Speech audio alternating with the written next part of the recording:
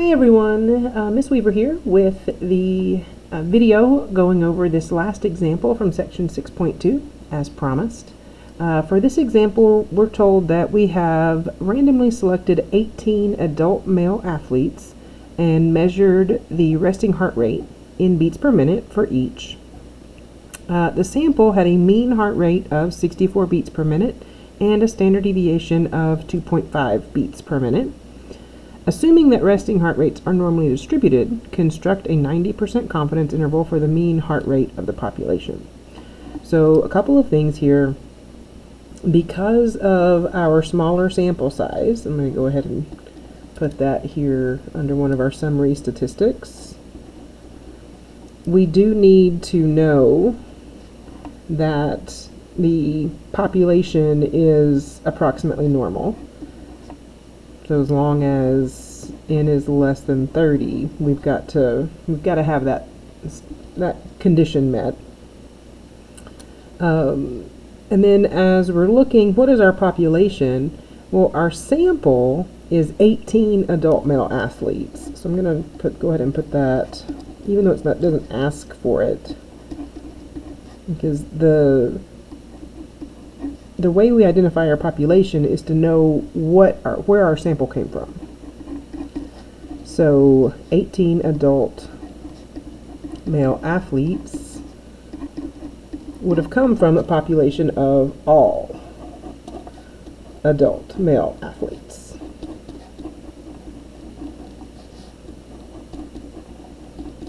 So that will be our population. And as we keep going into section 6.3 and even into chapter 7, being able to identify the population and the sample is going to be very important. All right, so if we read through again, I've already pulled out the sample size here, our n equals 18, but we also have that the sample had a mean heart rate, so sample mean, that's our x bar, and a standard deviation of 2.5. And for our sample standard deviation, we use the lowercase s.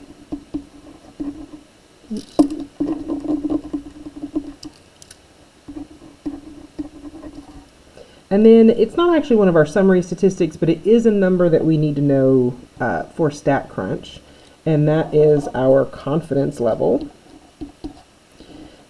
And 90%, when we talk about the confidence interval, we use the percentage. But anytime we're going to use StatCrunch and put the confidence level in, we need to put it in as a decimal. So be careful of that. If you try to put in 90 or even 90 with a percent sign, it's going to give you an error. But there is kind of a different, I would never see a 0.9 confidence interval. If that wouldn't be something, we would not write it like that, or even at 0.90. We would only use that when we're talking about the confidence level.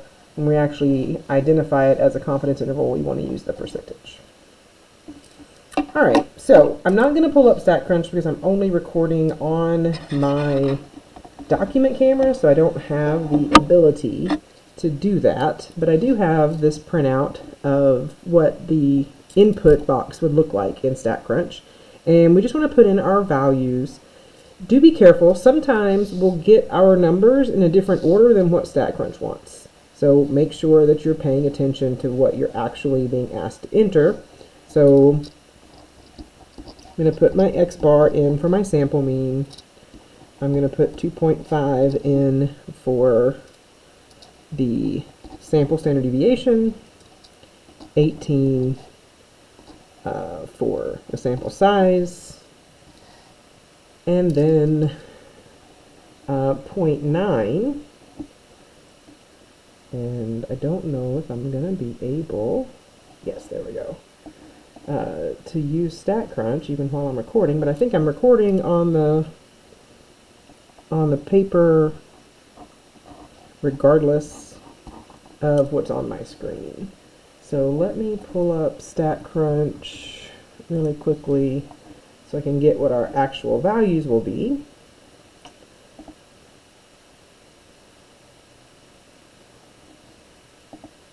So remember, to get to this window, we would go, once we're in StatCrunch and to the worksheet page, we would hover over Stat, select T-Stats, and then we're going to select one sample,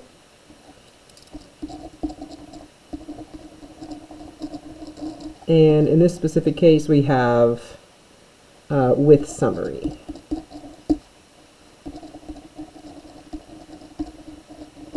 And that's what's going to get us this window to fill out. I'm going to go ahead and just put these values in. 64 for the mean, 2.5 for the standard deviation, 18 for the sample size, and then select confidence interval. And you can actually leave it 0.9, so in this case I'm just deleting the 5, or you can change the 5 to a 0. It's going to recognize it regardless. And so I'm going to get all of the different values that we've seen in our confidence interval output before. It's going to give us the sample mean, which we already knew. It's going to give us the standard error, and the big thing to remember is that the standard error is not the margin of error.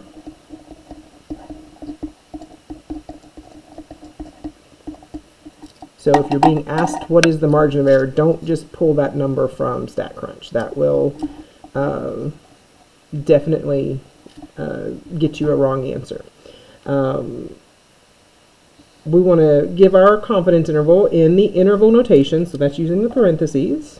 So my lower limit, according to StatCrunch, I know you can't see the screen, but it is 62.9749, so I'm going to round to 2 decimal places, so 62.97.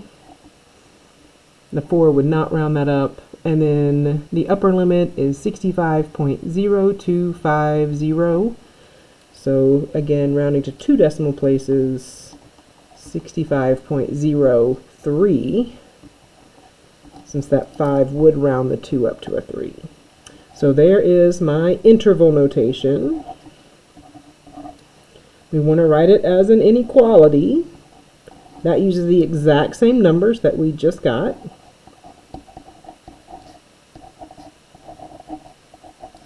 And just instead of saying that it's an interval, we're saying that the population mean is somewhere between these two numbers. Remember, it's always going to be less than, not less than or equal to, because we're using parentheses here, not the square brackets. And we want to make sure we use the population mean, not x bar.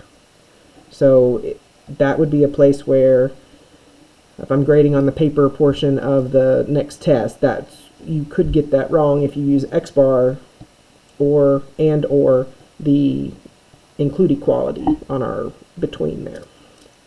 All right, and then our third is this x bar plus or minus e. Well, we know x bar. It was given to us, so I don't have to do the calculation to get that. And in this case, again, when we have a nice number for the sample mean, and I can easily see that in order to get from 64 to 65.03, I need to add 1.03. If it's not a nice number for the sample mean, then I can also subtract these two numbers and divide by 2, or just like I did, but with my calculator, subtract either these two numbers or these two numbers. So there are my 3 different forms. To interpret my confidence interval, what I want to make sure and do, down here where we can see the rest of the paper, there we go.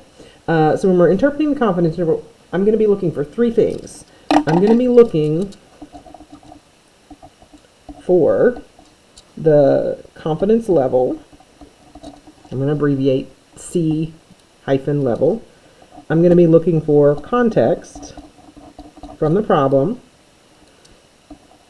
And then I'm going to be looking for the lower limit. And if you want to think about it as an extra thing, a fourth thing, or just part of the third, the upper limit. I actually want the values. So make sure that you are putting in the numbers that you find, not just saying the lower limit and upper limit of the confidence interval. Like, don't just use those words. Actually put the numbers in. As I've mentioned before as well, I tend to use the plural first person because anyone who did a confidence interval using these specific summary statistics and this confidence level, we're all going to get the same confidence interval. So I would say that we are 90% confident. I'm going to go ahead and put that in a different color and a box on it just to point out that that's that first thing I'm going to be looking for. So we are 90% confident that, and then what is it that we were trying to do? Well, we can come back up to the question. What were we being asked? We're being asked to find the confidence interval for the mean heart rate of, and instead of the population, I do want to actually say of adult male athletes, or of all adult male athletes. So the mean, here's my context, and I'm going to put this in red, and I'm going to underline it. The mean heart rate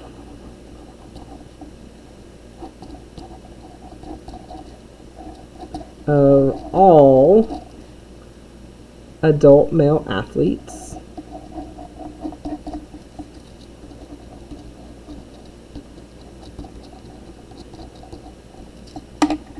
so I'm going to put an extra line under the all there, double underline it. So there's my context.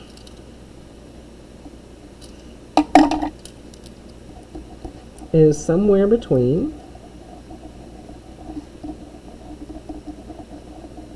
and then we're just going to put our two numbers with units. So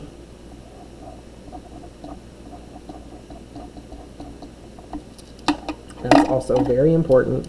So somewhere between 62.97 beats per minute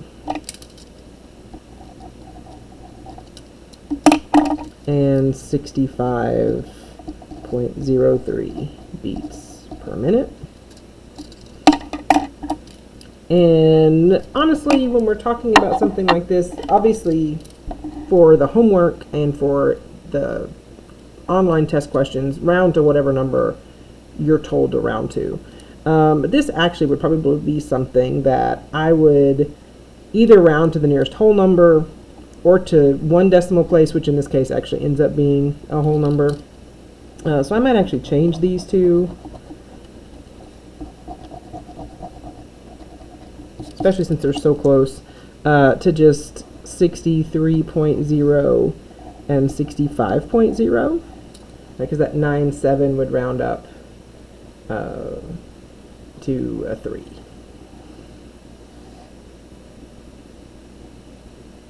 So that is the last example from section 6.2 on finding a confidence interval for a population mean.